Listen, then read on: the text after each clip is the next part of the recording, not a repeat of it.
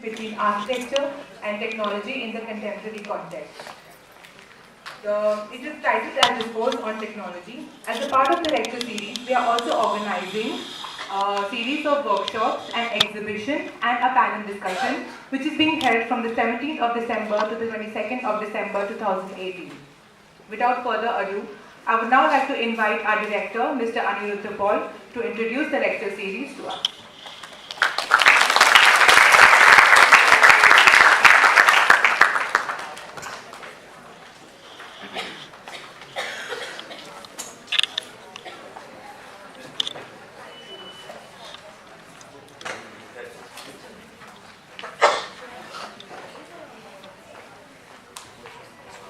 Good morning to all. I welcome all to this Kamla Raheja Memorial Lecture Series, the annual day function and the Kamla Raheja Memorial Lecture Series. Actually, it's the annual day function. The Kamla Raheja Memorial Lecture Series is one component of it. Obviously, there are other components of it. There is as I understand, a students' exhibition also. It's primarily the work of the second year, as well as there are a lot of students' activity going on during this time. So all composed panels. Obviously, the KRMLS is one part, as I have said, of this event. And first of all, I would like to thank all the members of the management who are present here. The chairman of the Architecture College, Krvia, he is here. Most sir is here.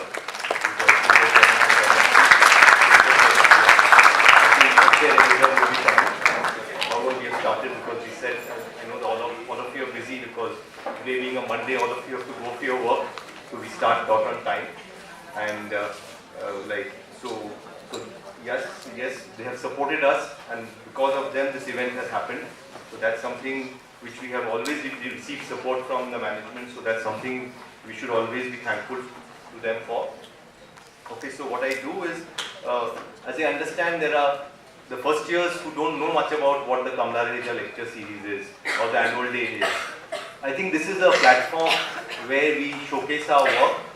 We actually interact with the city at large, not only the city at large, maybe we have also international as well as national collaborators whom we work with. But this is a time when we actually interact with people, interact with community, interact with practitioners and actually discuss what we have been doing, and from there we take what our learnings are forward to probably inform our course structures or our research program. That's something we do. So this is a very important platform for us, and that's why, as I've said, the annual day is just not a time for festivity. Festivity is a part of it.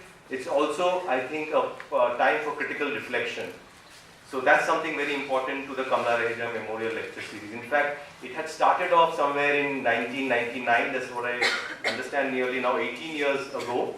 It has started with a lecture by an important personality, but then it became thematic. Sooner or later it became thematic, and with the theme came in the idea of a conference or a workshop where we generally would have invited a lot of speakers to come, and also maybe a keynote speech. After that, we included the students into this memorial lecture series through workshops within the theme itself. That's what we have been trying. Not that we have been able to get them for all themes, but we have been trying to make them work for themes. So that's something which we have tried to do. And now in 2018 again, when we hold the Kamla Raheja Memorial Lecture Series, we have all the three. We have the exhibition. The exhibition is specifically on the title of the exhibition which has been introduced. It's called the Discourse of Technology, on Technology. So clearly one part is the exhibition. The other part is clearly the conference and the seminar which happens on the 22nd. And we have the workshops. The workshops, I believe we are starting the workshops today. So it's an exciting time for us. All the students would be involved in some of the workshops which are thematic workshops. Others are not thematic, but they are in some sense workshops which are being framed around the electives. That's what they are.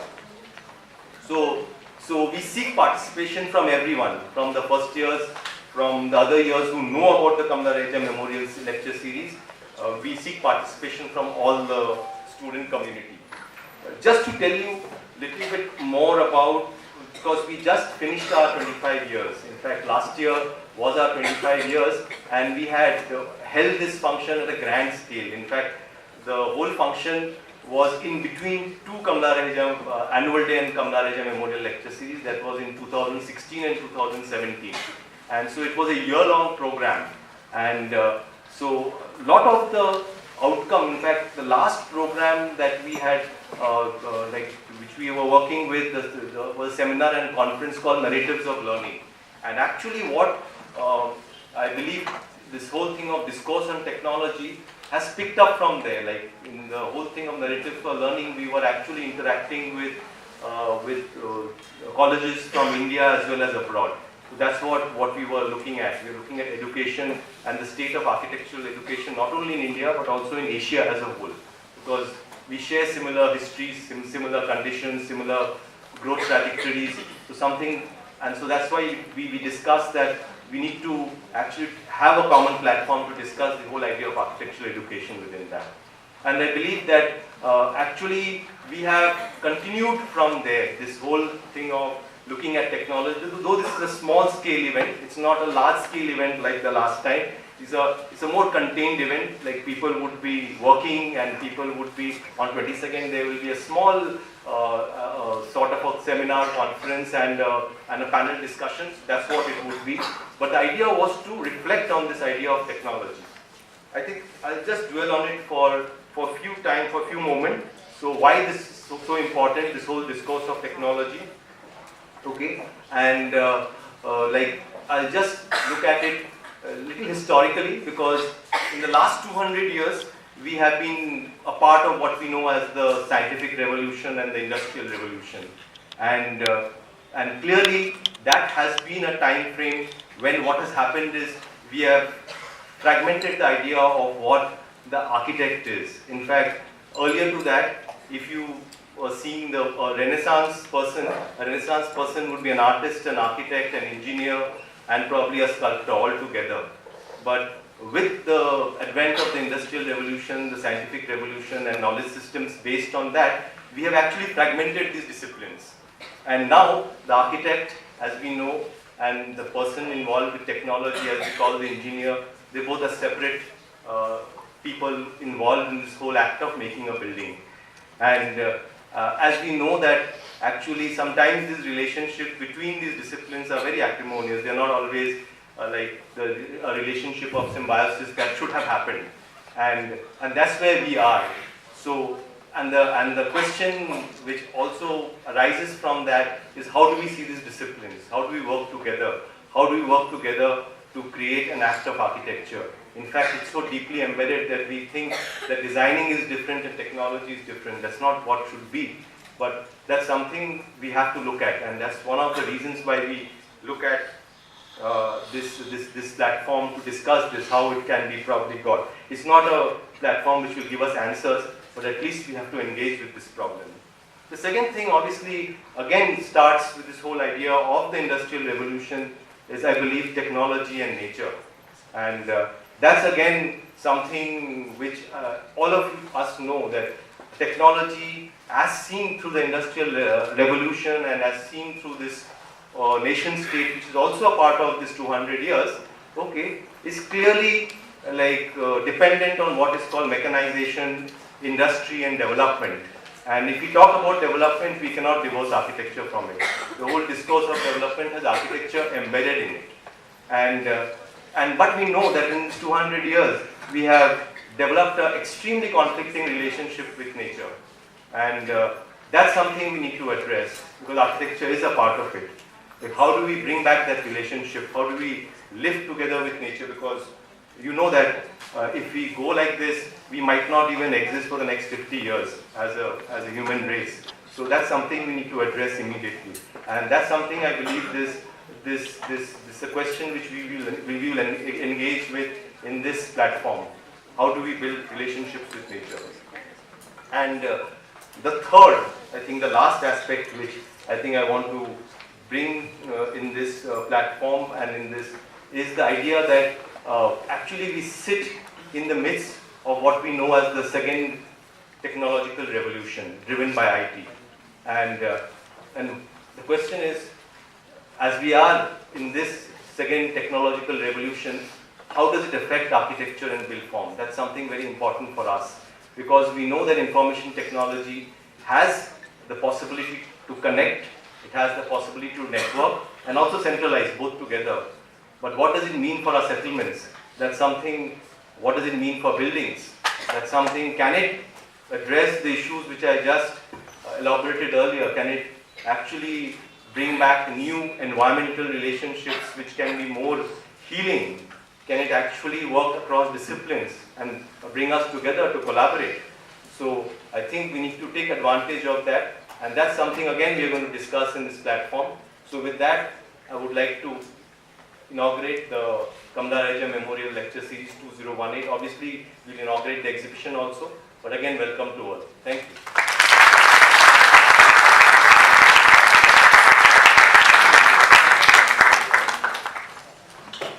Thank you for that briefing on the lecture series. I would now like to invite Mr. Ainsley Lewis, Dean of the Bachelor's Program, to discourse on technology within the institution and the way forward.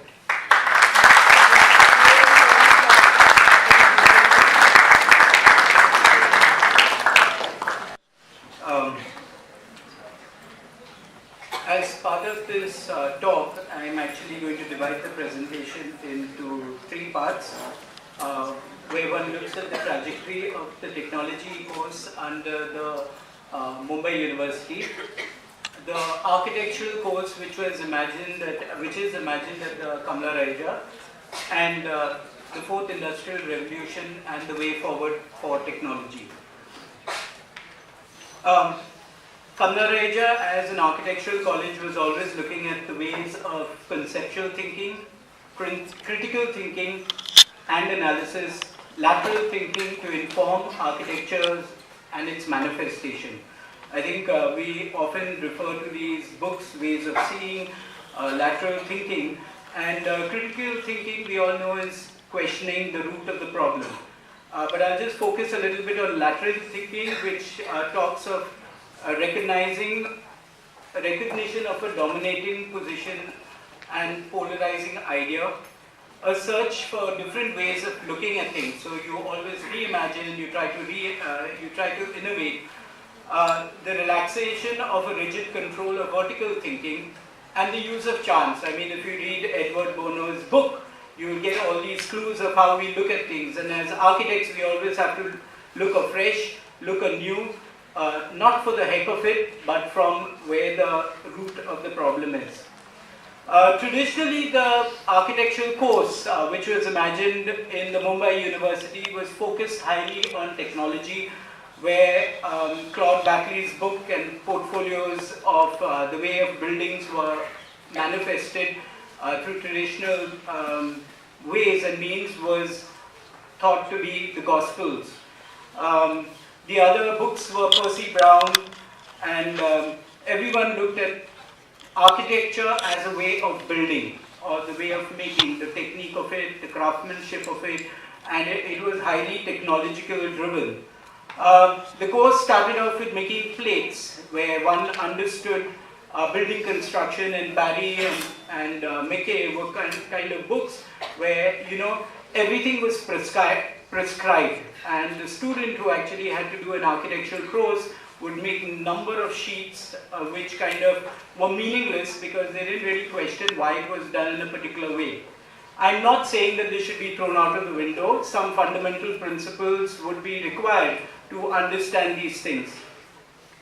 But the great awakening came when we were part of a team which actually relooked at the Mumbai University curriculum, and many of the ideas which were actually part of the pedagogy of Kamla Raija were actually integrated into the curriculum of the Mumbai University. So they talked about a set of courses which were mandatory and a set of courses which were formulated by the college itself. So each college had a particular direction they could force on various issues which they thought were important. And that's a course which is now a credit-based system where the student gets an opportunity to choose what they think their trajectory in the architectural curriculum would be. But looking at that, and we always had a systemic understanding of technology, wherein the learner is introduced to technology as a coherent body of ideas, and they have their roots in various allied fields like humanities, history, social science, etc. So it wasn't that plate making. So even before the syllabus came into its manifestation, we were always doing this. We did not kind of create a distinction between indigenous or vernacular materials and industrial materials. We kind of actually looked at, we did not create a distinction in terms of construction methods or systems of construction. So, I mean, I will just take you through some of the work which has been done over the years, which shows that we kind of did not look at it as, you know, you learn a particular material or a system at the lower year, and at the higher years you learn a sophisticated material. But the pedagogy actually focused on fundamental principles, intuitive learning, tactile learning, experiential learning. We have moved now into the realm of empirical data and research. So these are some of the cues which help us through the 5 years. So I will run you through some of the slides and some of the work which was done, and I'm not, once again, I'm not saying there's a distinction between design and technology. Some of the learnings of design are in technology, some of the learnings of technology are in allied courses which are there. So this is, I'm not going to tell you which batch did the work, some of you will recognize the faces, but this is a course in building construction where the student was given a file card and told to understand the principles of arch, and intuitively you see that the student adds in a tie there without us really telling them much. So this is the kind of intuitive learning which we are looking at, and then they were tested. So then they stack them up. These are the sliders which were put, very rudimentary ways of testing to see how many sliders, and there's a little bit of excitement in the class. When we talk about understanding bricks, so I said we don't look at the plate making exercise, but the understanding of other spatial things like I would call atmospheres, where you look at light and how can a jali be made very differently. This is in construction again, where recycled material is then used. Once again, the understanding of arch forms, which is then done in a structures course. You have a building technology course which is done at the first year. Both of these are at the first year. This is all first year actually, wherein various kind of issues are learned. So it's more of understanding through intuitive ways of learning. This is a course which talks about building skills. This was in a B.Tech course, I think done 2-3 years ago, where different materials were used to kind of look at what building skills can be for a building. And some of them actually did this, you know. So it's very intuitive understanding, so smaller experiments are done and then they actually do it. So these are first year kids doing some work. We go on to the final year. So I mean in final year we now evolved a course where you really don't talk about structure separately, technology separately, or building science and environmental science differently, but we teach them, so they intuitively make these models using file card in the first case, folded kind of slab, then frames, etc. Our experiential learning happens through our study trips. I mean, wherein we actually do a lot of measure drawings. So you'll see a lot of, I think one of the exhibitions up there is the measure drawing in the second year work, where they do a lot of measure drawing. So they understand it, and we have faculty who are very rigorous about their understanding the fundamentals of how materials are put together. So they make a set of drawings. The left is a drawing from Patiala and the right is from Chakrata. And then they get into making models. Okay, these are models from I think the right on top is from Majoli and left is from Lucknow, I think then down below is from Chakrata. So it's a mix of work over the years which I'm showing you. So the fundamentals of how wood is put together, how stone is put together, how brick is put together is all looked at. Some more details of the models. And we have a course which is in allied design, which actually understands materials and how they come together. So they make small objects. The experiential learning goes on to our study trips, where you actually go out into the field and they actually see various things. So this is the top corner is in Ladakh, where they're looking at the solar panels being used. This is in Govardhan, this is in Suzlon, which is in Pune. And the students actually did a tensile structure using fabric, where students are actually testing it out. This was several years ago. And the experiential learning goes on to actually visiting sites. Yeah. So that's me there, Mamta. There's all these things on there. One of the important exercises is students actually at third year level monitoring a site. So they are supposed to go regularly and take measurements and kind of take selfies also to show that they are at site. But yeah, so along with it, they kind of understand the realities of the construction industry. We have an ongoing project called MinuCom, wherein we had the possibility and the finance to buy instruments which actually monitor various temperature levels, light readings, etc. So on the left-hand side, you have the final year students actually setting up these instruments at various places. So now they get empirical data of, it's not just intuitive and it's not just a feeling, but there's empirical data of what happens. And on the right-hand side, we have a structures course wherein they actually simulated what will happen in terms of an earthquake, and they actually recorded it through.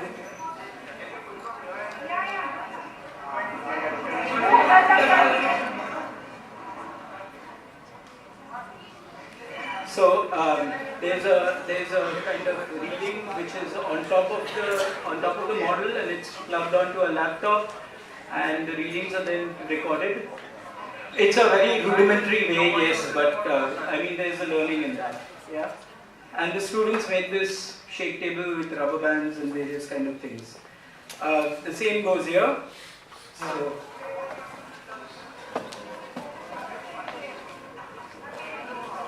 So this is the fourth year students actually doing it. So they make these models to understand the joints of the structure, and then it's recorded and projected onto the screen.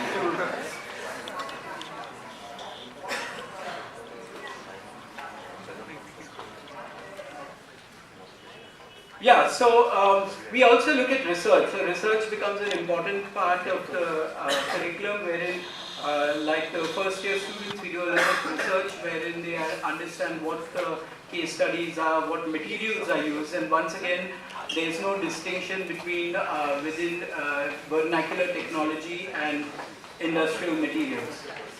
So they understand the making of the material, where the material is sourced. They understand traditional ways of construction as well as the climatic aspects of it. They do various models. So right in the first year also they're talking about cross-spacing in a tall structure, which in the earlier way of the university wouldn't be thought about. Yeah. So there are various ways in which they understand the genealogy and lineage of the construction activity. And they make models to understand scale, structure, etc. That happens in the second year as well. And all of this culminates into a design dissertation. I think that's the seminal kind of work which a student produces. The top image is of a student looking at water and how it engages in the community. The bottom is actually looking at an old Nehar system in Aurangabad, and then they actually, so there's a lot of research work to understand these systems, but I think the design dissertation is a culmination of all what is taught. There's another project wherein they talk about, he talks about this idea of climate change. And these are the more relevant topics which are talked about internationally as in world over. Where the student is looking at Ross Island and talks about how climate change is actually, this island is going to sink and what are his interventions there. So it's important that we start looking at all these newer issues.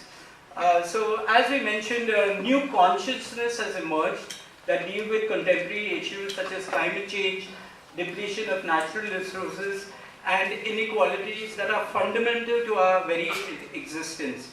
And they can be addressed through technology, and I believe the way forward is to look at those aspects. Internationally, everyone's talking about the fourth industrial revolution, which brings together digital, physical, and biological systems. I'll just take you through a video.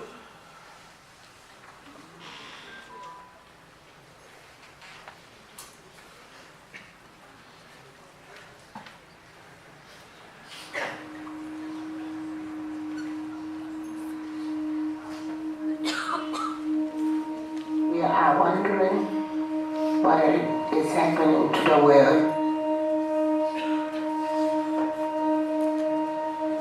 Everything is changing.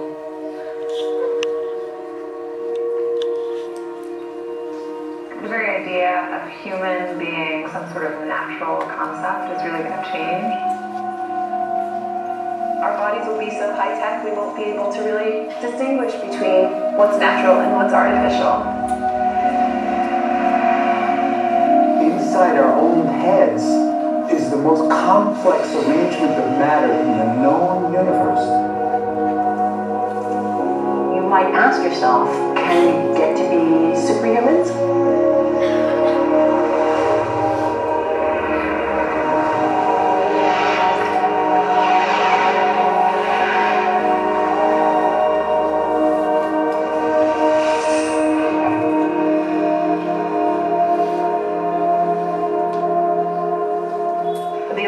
Industrial Revolution was driven by the discovery that you could use steam engines to do all kinds of interesting things.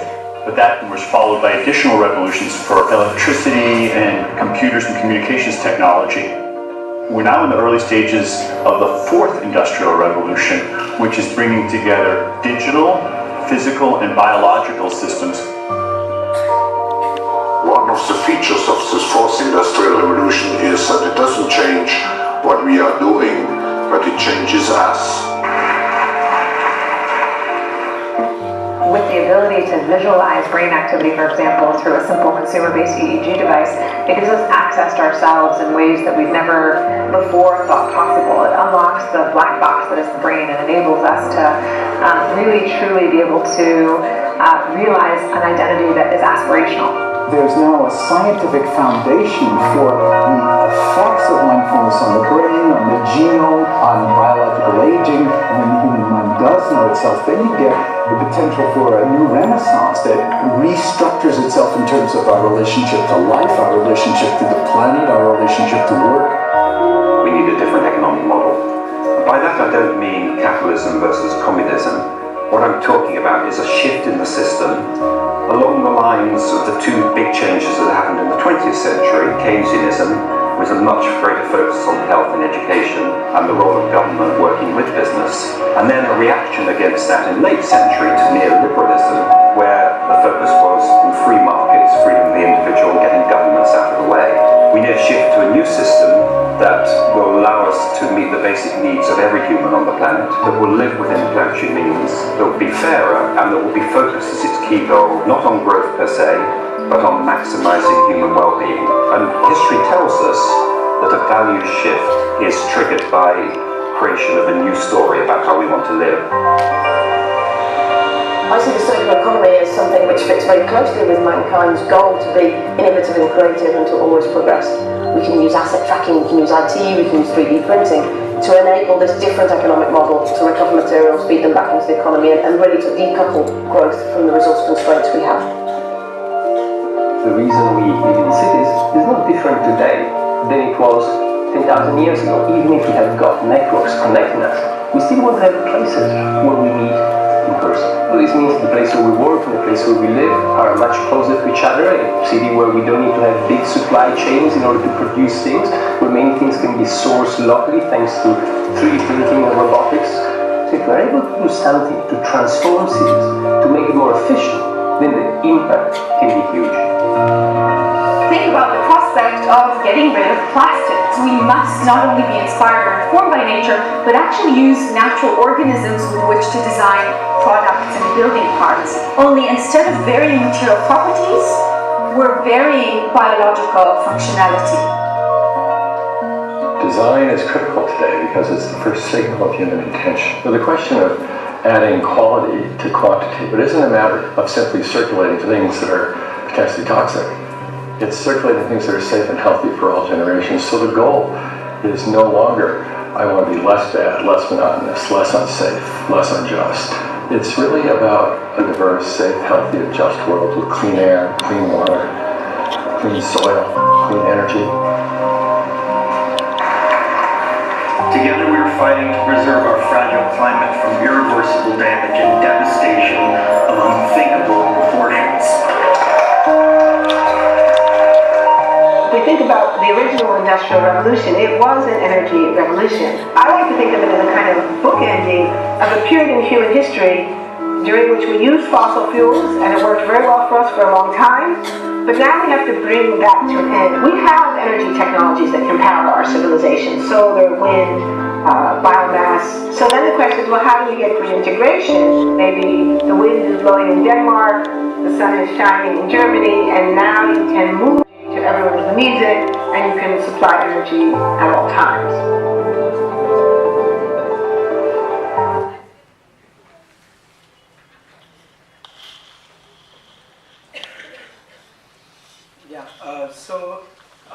To address this, we need to evolve, innovate newer approaches to teach technology, and faculty should be very conscious about systemic design and shifting away from prescriptive solutions. Demonstration to engage in research works that with other industries and institutions of higher education to materialize design, and innovate constantly to evolve better design and detail. So I think with these ideas, we need to really look at how we kind of look at technology, look at the possible systems which kind of deal with digital tools which can really help our students better their understanding and learning of technology. Thank you.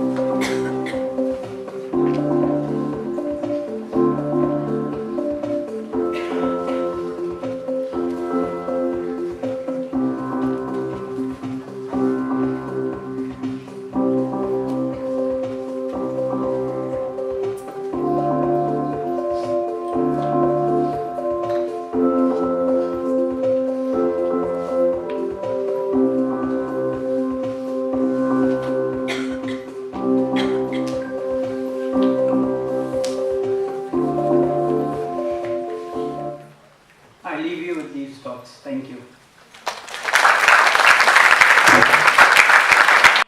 For that inspiring presentation, I would now like to invite Mr. Vikram Pawar, Associate Professor at Krvia for introducing the exhibition.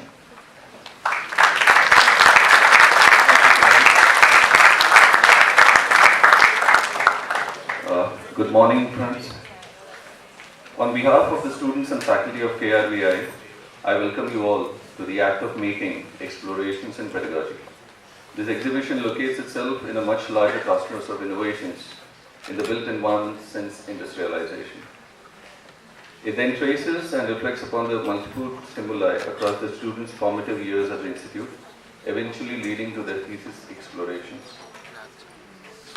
These stimuli are in the form of crafting objects, mapping and analyzing the construct culture architecture's relationship, mapping and diagramming the planet, the built environment, the structure and social systems, and the making of the representations itself.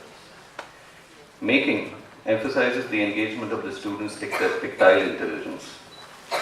Now, based on what Ainsley has already shown, and in the light of the amount of information, the information age that we are in, the tactile intelligence is, we consider, extremely important in building up that wisdom amongst the students, our students.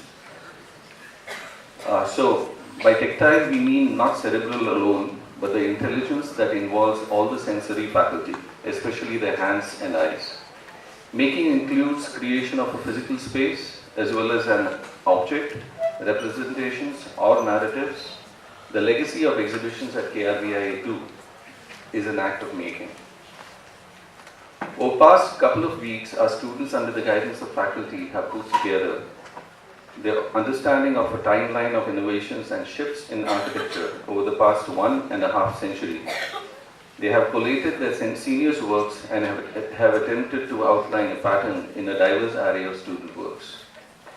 The exhibit on this year's second-year study trip documentation of Sidpur is remarkable achievement, considering that the work which we consider as in process has been put together under a month. The skills and knowledge imparted through the act of making has an important role. It enables architecture students or graduates to have a conviction about their imaginations. Through the multi-iterative processes and over years, they acquire an adeptness in imparting a physicality to these imaginations. Architecture is seen to be emerging through these acquired imaginations, acquired adeptnesses. The exhibits provoke a question: is the course on technology in architecture education about application of knowledge in respective designs, or can technical knowledge, its understanding and the skills associated with making be seen in more exploratory ways, thus enabling richer design thinking? We believe that while both are important for architecture, it is the latter that defines the direction for architecture pedagogy, especially when innovations and entrepreneurship forms the basis of creative and reflective praxis. The exhibition sets the context for the discussions, debates, and exchanges about the future of architecture pedagogy, especially the ones related to the development of tactile intelligence. I now request my faculty colleagues and student friends to help you navigate through the act of making, explorations in technology, explorations in pedagogy.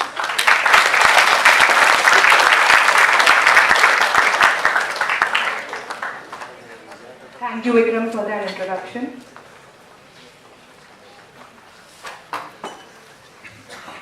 We will have a slight change. What we will do is, though we had 3 presentations lined up, but I know that some of our trustees from whom we have to get the exhibition opened and inaugurated who don't have time, they have to leave. So what we'll do is we'll first inaugurate the exhibition, and after that we'll come back at 10:30 and have the presentations by the 3 workshop conductors. Many of them are there, but 3 of them would present today. So what we do is we go up and inaugurate the exhibition. I'll request the people who have been working for the exhibition, that is Vikram, Kimaya and Jimmy and Minal, to take us to the exhibition.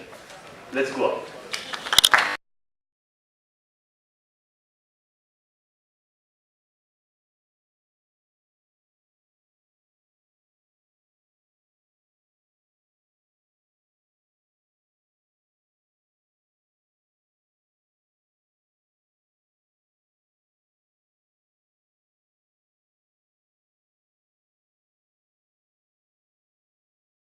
The founder director of Konkan and Cane Development Center and the Center for Indian Bamboo Research and Technology to share his few words with us.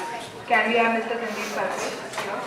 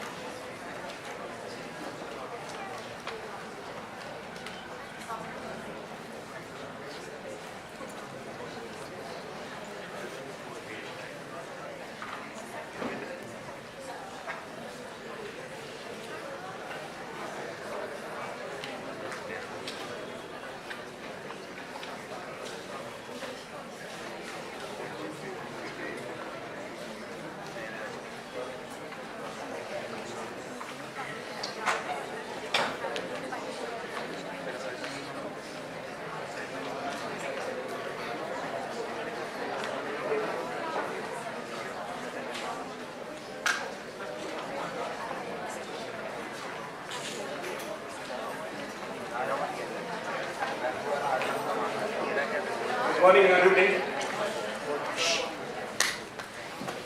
So I am here to tell you about bamboo. And I am very sure the moment I say bamboo, the first impression which must have come to your mind is material for temporary use, material for poor, inferior and cheap raw material, isn't it?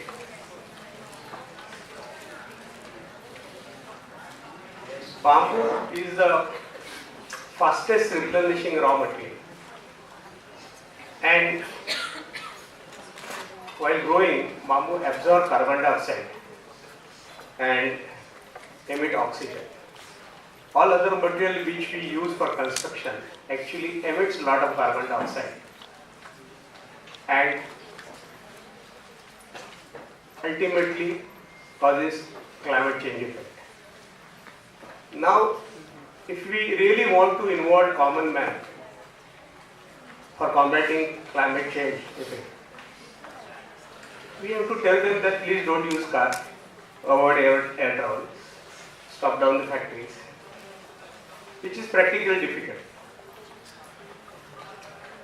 So, now we need to have a material like bamboo, which is going to absorb carbon dioxide from atmosphere. It can absorb 100 tons of carbon dioxide every year per hectare of a plantation. So it's a God gift to mankind, which is going to absorb carbon dioxide, emit oxygen, and gives you a woody grass, which is fast replenishing. If you cut a bamboo, you don't have to replant it. It will grow out of same root system, and in just 2 to 3 years, it will be completely replenished. So nowadays everybody love to talk about sustainability, love to talk about eco-friendly material. But if you see this figure, India, even though India is the second largest bamboo producing country, when we talk about using that material, if you see the list of a product trade, India's name is not there at all. Small country like Singapore, Thailand, Philippines, Vietnam are there, but India's name is not there in top 15 country list also. And on the contrary, India's name is there in top importer of bamboo product list. So, India is a country who know how to make a satellite and nuclear submarine. But we don't know how to use bamboo, which is already there in our country. And everybody knows that the bamboo is an icon of sustainability. We are looking for now sustainable material, it is there, but we don't use it. Now how to use it? I'll show you a few images outside India how bamboo is used. And it is used for a material for a construction in such a nice way in many parts of the world, even the big stadiums made in bamboo, multi-story buildings in bamboo. large span structures in bamboo. Nice, beautiful looking structures in bamboo. Big auditoriums in bamboo. And what is in India? In India, we use bamboo for constructed material like this. This is how we use bamboo in a tourism industry, eco-friendly cottages.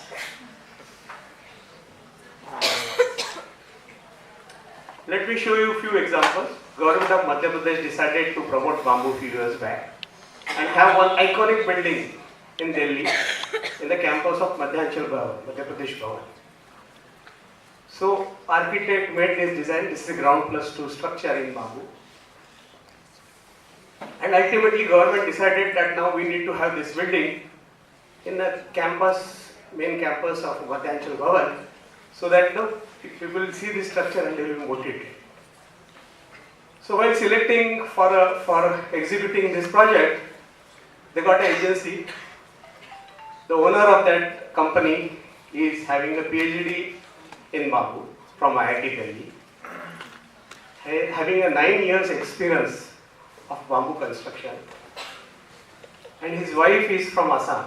So everybody knows that the bamboo is there in Northeast. So if you are from Northeast, bamboo is in your genes. And that agency is given responsibility of executing this project. They constructed this project, and this is the building they constructed. And this is the interior of that building. So when I saw this, I met the mission director of Madhya Pradesh. I told him that, sir, this is not a promotion of bamboo. This is by spending government money, you are doing demotion of bamboo. Anybody who will have a look at this building will never use bamboo in construction in his lifetime. It's not only about government. This is the images of a building, high profile building done by JSW at Bellari, Vidyanagari township. And you will see that this structure need to be put support to overhang. In just 3 months, bamboo started cracking and that structure started deforming in less than 3 months. This is the pictures of a Google's office in India, Hyderabad. See how shabby looking thing used in their office. Google's office in it. So Google is the company who is known for doing excellent interiors, innovative designs. But somehow when they try to use bamboo in India, they end up in doing something like this.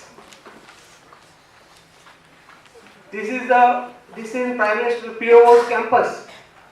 This is in our Prime Minister's residence campus. So this type of bamboo structure we are doing for last so many years. So we thought that what is this problem? The main problem is perception of bamboo, which we always think that is non-durable and low-class material. So in 2004, we decided to set up one NGO just to try and see what is going wrong in this material. So we thought that first thing we need to do is improve quality of raw material. So we have trained our farmers to grow better quality bamboo, and it took us 3 to 4 years to reach to a level where farmer in Sindhu district started growing proper farming of bamboo, and result is you will see that much straighter bamboo farmers started growing. So that was the first phase where now we have the much better raw material with us. Then you need to have preservative treatment facility because bamboo on its own don't have a durability. It consists of a lot of starch and sugar, and as long as the starch and sugar is inside, some insect will come and eat it. So you need to have a proper preservative facility. Pressure treatment plant is the only facility where the controlling quality is possible. You can do the preservative treatment by just dipping also. But controlling quality is not possible in that. So we did that, and we have set up a facility where prefabrication of component can be made in our place, Kudal, which is in Sindhu district. And then we started with the simple landscape elements. Because you will see that in the landscape also we don't use, as a landscape element, we hardly use bamboo. We don't use bamboo. So we thought that this is the right material. Let's start using this material as a landscape element. And we started doing this. You will see that bamboo can be nicely bent, just like a pipe. And we thought that if we give this facility to the people, why should they use metal instead of bamboo, at least in landscape? And then slowly we started getting orders from a tourism industry. The people said that okay, we will use bamboo with the metal also. So they started using bamboo with metal.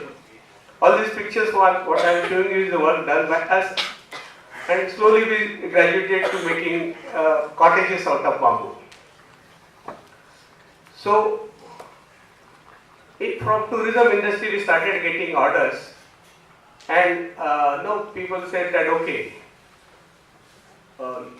people started recognizing us that okay, you are the person who makes bamboo hut. So I used to tell them that sir, these are the high-end cottages, please don't call it hut. But that hut word never went away. Everybody said okay, you make good quality hut, that's all, not more than that.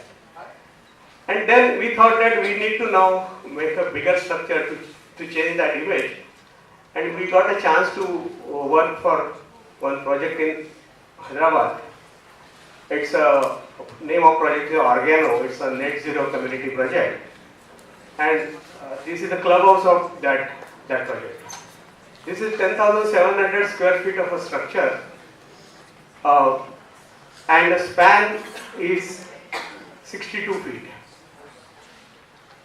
So after this project, people started believing that yes, in India also we can do work with bamboo, and that gives needed confidence that yes, bamboo can be used in a much better way in our country. After this project, we got one project from Loda Builder in Palava city, which is near Dombivli. This is a nature interpretation center which we are right now building. These are the render images of that project with rammed earth wall and bamboo as a structure. All the components of this structure is prefabricated in our unit at Kudal.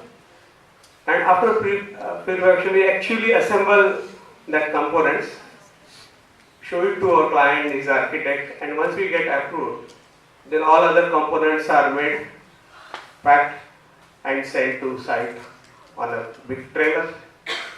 So this is the methodology of doing it. We are doing one more project in Karnataka.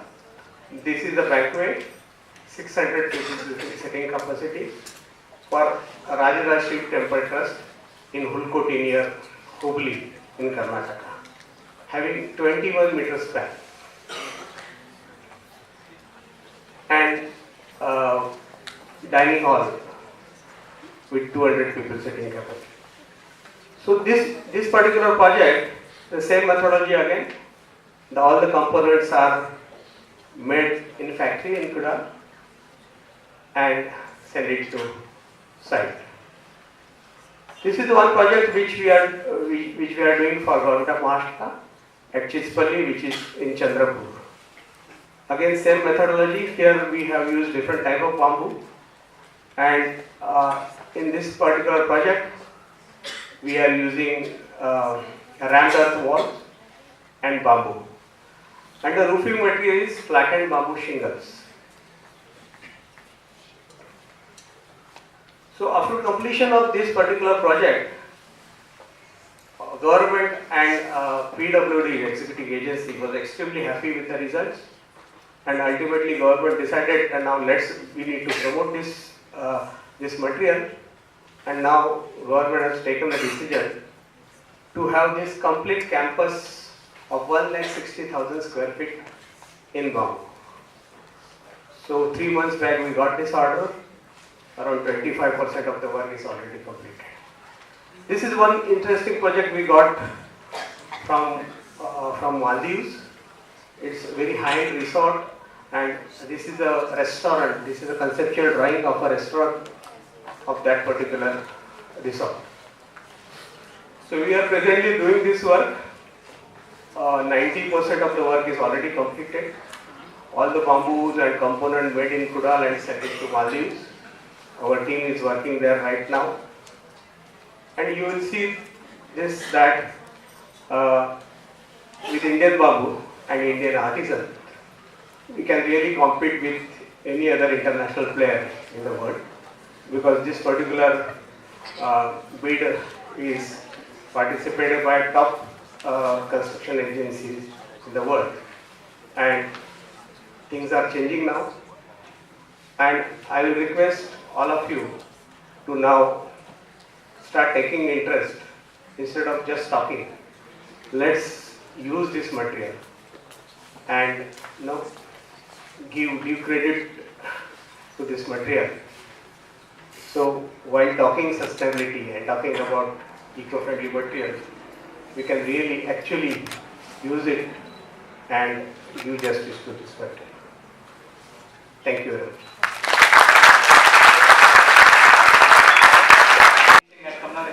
In 2013 and 14, a lot of familiar faces, but they don't remember me now. I haven't made a lot of impact back then, I believe. So I'm doing my research at IIT Madras, and I believe already the tone has set in a different way for IIT PhD with the bamboo thing which is shown. Well, we'll do it a little differently, I hope. I think this workshop has been planned at the most appropriate time, and it's talking about technology and of course the revolution, the things. And the director, he said that the revolution, one of those revolutions, industrial revolutions, split the framework. There is a sculptor, there's an architect, there's an engineer. Yes, divided. Thanks to that, I got a job as an engineer, and I'm here to teach you engineering. Okay, let's see how we'll do that. But a lot of things are happening. You know, there is robotics coming in, there is virtual reality coming in, there is cognitive technology, there is machine learning. A lot of these high funda, fancy things, and now with 3D printing coming in, there is a lot of stuff happening. Well, it's good. It's good that it is happening, and it's very important that a budding architect should be aware of what is happening. It's very important because as an architect, you are required to build something. You are required to build something for tomorrow. In the sense, it has to be there for many years. And you have to plan, and you have to think about tomorrow's requirements. You have to think about what will happen to the, to the environment.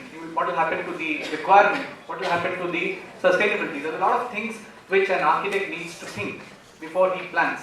And when you want to build something useful, build it stable, and if you're building it stable, why not make it beautiful? So again, there is a lot of architectural thing coming in there. It's very complex, and it's not so easy. You know, for engineers, it's very easy to do things. It's, you put in some formula, you get the answer, you just go and build there. It's very easy. But for an architect, it's a lot more challenging.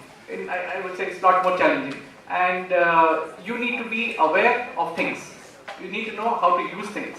And I believe that a workshop like this is going to empower you. And the presentation just now made by Mr. Sandeep about the bamboo is really fantastic. Unfortunately, I am working on concrete, which doesn't go well with the sustainability, but still, concrete is a very beautiful material. It's my favorite material.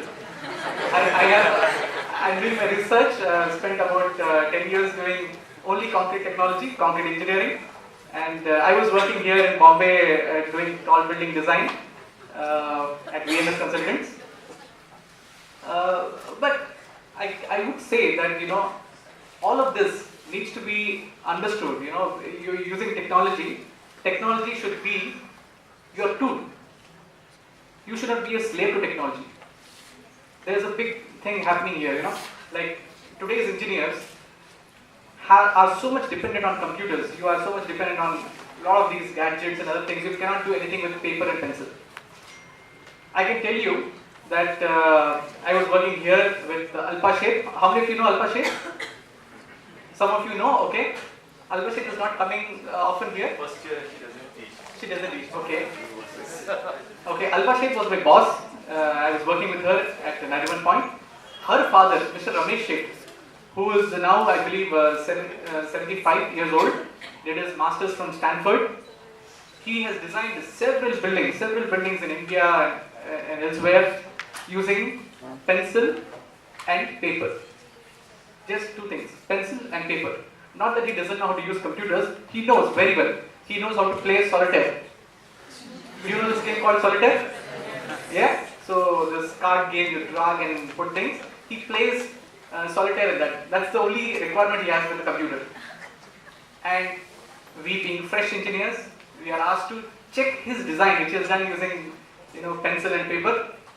He doesn't even use a calculator. No? So we go to the computer, we have a big computer, we start modeling, we have software to do things, and finally it shows up a result.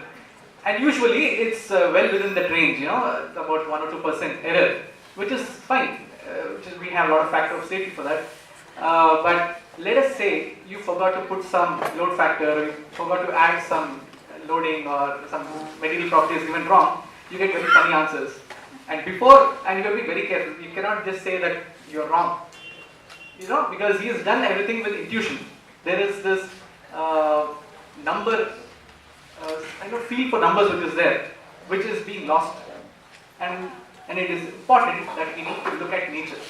We need to look at nature. We have seen how to fly by looking at kites or by looking at eagles. That's what they say, right? So there is an important thing that we must adopt technology. That is a tool for us, but we should not forget our fundamentals, our basic nature should not be forgotten. We need to think about the sustainability aspects, the future, and build something which is good. In the next 4 days, or the 5 days, whichever is planned for this workshop, I'm going to talk about building some concrete shells. But I've seen that you guys have already made very beautiful shells and it's already put on display. I hope I don't ruin it by building concrete shells which are not so beautiful. So don't worry about the beauty part of it. I'm not a person who comes from that background of making something beautiful. I will take your help in making it beautiful. But we will be doing very interesting stuff. Ainsley showed about light transmitting concrete. Yeah, so we'll make something with that. It's going to be fun, and I hope that Ainsley will let us put that somewhere here, some tiles. We'll see how we'll do that. It will be ready by tomorrow, and we'll make some shells as well, some shell structures. So you'll be involved in the making, the fabrication, the whole of it. There's a lot of fun. You should be ready to dirty your hands because it's clay and a lot of other things which you have to work with, and of course concrete. So you have to wear gloves and all. And I hope it will be good fun. And these next 4 days are going to be very useful because you will remember these things, not what you learn. Huh? You must have learned all these things in your classes, written exams. There are no exams for this, I believe. No exams, no? No exams. Not yet. Not yet. We will make sure that there is no exam, so you have fun. And this is the time which you will remember for the rest of your life. Thank you.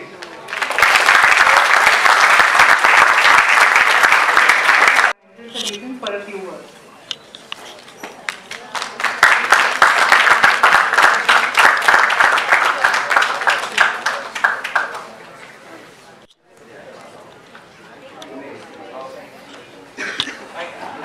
I won't take a long time. I'll just quickly brief you about what we're going to do in this workshop and what's the reason for choosing this particular topic. So we'll have a workshop about ecological design processes, which would start right from how you initiate your design, how you look at your site plans, and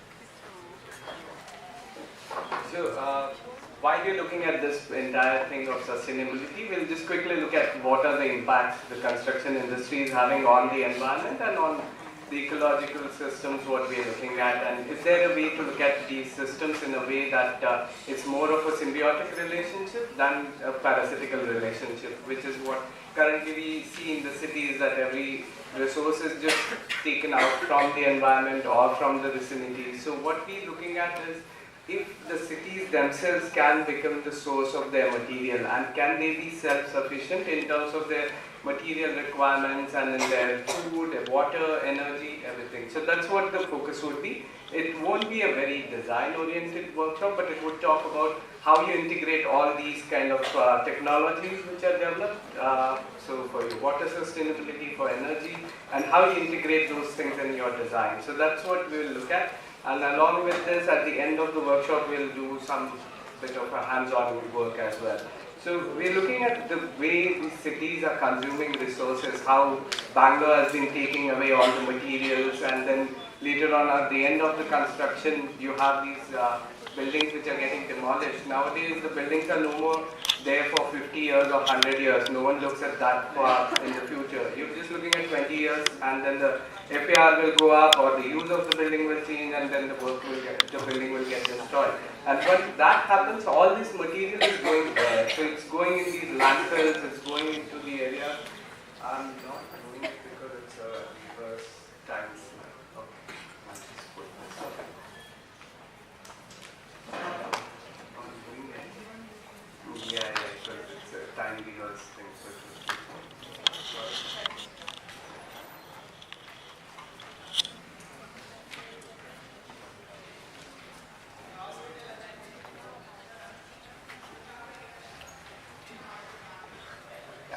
So then we are looking at these kind of structures which are coming up in the cities, which is not really a character of that region. This building can be anywhere in the world, and it can be still in the same design. So there is no context what we are looking at. So can we start looking at the context for the buildings?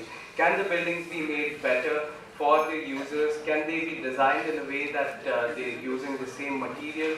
Can we look at our sites or the locations where we're building, that location itself being the source of our material? So what we do in most of our projects, we have these basements built in. So you get all the soil from this site itself, and then you make the blocks out of it. So we also have to look at this collaborative, cooperative approach of construction. So some of the places where you can't get the material, you talk to the other people, and there has to be a network built in where the city talks to each other. Okay, there is a nexus resource somewhere available over here, and then someone who is resource starved, they can take the material from there. So that is how we start looking at the entire building, and then we start looking at the materials which are locally available, like this building is done with veranda, the entire structure of it. Then we look at the materials or the construction waste which is there. So this building, what you see on your left, so this was the structure which was built around 60 years before we demolished it, and then the new structure which came about, which is on the right, that was completely built out of the same material what we got from this old structure itself. The foundation stones which were there for the old building, they became the external facade of the new building. The door windows were very easy, low-hanging fruits which we could just pluck and use it. The concrete which was there in the building was used as a plumb concrete for the wells, which are a foundation structure for this building. Then whenever we start a new structure or a new design or construction, what we try to look at is we go around that area, collect all the plastic waste from there, because there's no, as we start growing bigger and bigger and wider, the city doesn't have the infrastructure to collect waste from everywhere. So what we try to do is bring in all these plastic bits and put it in our foundation. So that way we have this place, okay, in future someone will dig up our buildings, and at that time they would have figured out how we want to treat the plastic waste, and then they would be able to solve this problem probably. So that's what we are looking at, and then we have these different ways of the construction waste, or the cinder becomes the top filling of the roofs, or the e-waste, which is the Bangalore's icon, the IT city. So that becomes a filler slab for the material. Then, yes, Sanjeev sir, we have used bamboo over here, okay? So I can raise my hand out of those 250 people. So this is a structure. So now we started looking at building these buildings in a way that you look at the entire life cycle of the building. So you don't just look at what it is going to be before you hand it over to the client. You also look at how this building at the end of its useful life can turn into a resource itself. So the way the cradle to cradle talks, you talk about the nutrient cycle being complete. So this is the technological cycle. So all these members, all the structure, the floor, the walls, the windows, everything is designed in such a way that the initial intent itself is that at the end of the building's useful life, it can be totally reused. So you take out this entire structure and you can re-erect either a new structure in a different place with the same resources, or you just sell it off and at least make the use of those resources, what you use in your making your building. So that's one bit. Then we're also talking about the empathy towards the people who are working in our buildings. So the people who are working, the craftsperson who are there, the masons, the carpenters, all these people, it's very important to give them the respect they deserve. And you have to be sensitized towards this class of people, or the people who are really tremendous. Without them, you can't have these kind of buildings, what you're looking at, or the designs what you make cannot be realized without them. So it's important that we start looking at our labor, or the people who are coming from the rural areas. So now if you look at the shift, there's about a two-fold increase in terms of the people who used to work in the farming sector earlier, and now they've shifted to the construction sector. So these people need to be trained at the sites itself, and that's how the entire society was built earlier. So you learn on your job itself. You don't have to go through an entire training process, but when they're there, they have to be respected, and they need to get the due deserve what they have. So that's what we look at while we're doing it. So you train them when they're working there. We go in different areas, we work in different parts of the country, and then try and hand over the technologies what we have developed in, say, Bangalore with help of IISc and the other institutes which are there. And we try to transfer this knowledge to them and learn from them as well at the same time. So you basically look at the handcrafted buildings.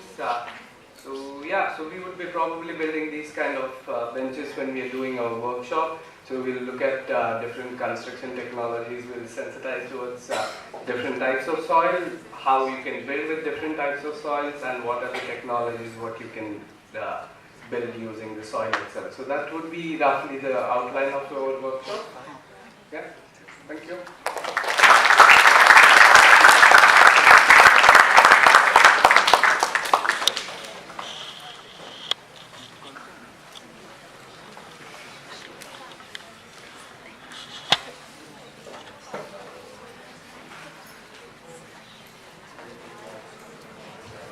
Thank you for your words. I now invite Mr. Aditya Patel, who will be conducting the Fry Auto workshop along with Mangesh.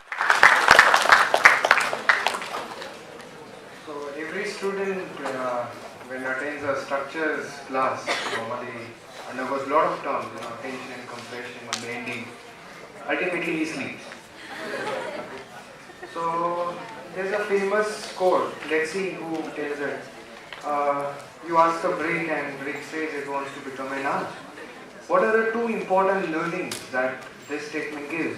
One is structure is an integral, part of an architecture. Structure is not something separate. This is where, great masters, started defining their architecture. That structure is an integral part of it. Yes, we do find practices where structure is being, taken care by engineers. This is how the whole, evolution of, after, it started coming up very strongly after the Industrial Revolution. But anyway, the point is that it is an integral part of it and it is inseparable. When I say it, it means that, all the principles and all the applications are present. That means structure is a notion. Simple. What you say, this is a structure, it becomes, you have to define what the structure is, and each architect has its own taste towards it. So hence the whole workshop is, is looking at how Fryoto started, understanding this relationship between structure and architecture, and how it got translated into making of a form. So then we are taking the workshop on those basis that it is different of making a form and finding a form. This is where our focus is. If you start deliberately making the form, you start manipulating. We are trying to find out a form. Find out a form through pure structural basis. So that means we are going to use technique which is known as soap bubble experiments, which Fryato used to do it. This workshop is not, we are not focusing on how Fryato did it, but we are going to take the essence of how that form is being generated through a method. And that's how it gets translated into an architecture. We are not going to take functions, because then function starts defining very strongly the kind of form. So we are going to only play with a technique and translate it into structural principles. Get this done. Yes, this will be a very qualitative session, so no one is going to sleep. It is going to be a lot of play. Okay, and we are going to make a lot of models. We are going to make thread and stick models, and we are going to dip it into the soap solutions. And then we are going to try to understand how the surfaces have been formed, and and then how can you manipulate, how do you understand forces, where do you define those forces, and how do you resolve those forces. And then what we are going to deliver is 1:20 scale, because that is where we think an architect actually tries to understand the whole the integration of structure and architecture, where you start combining the whole conceptualization of a form and actual making of it. So this is the whole journey that this workshop will will go through. So get your energies in and let's do it.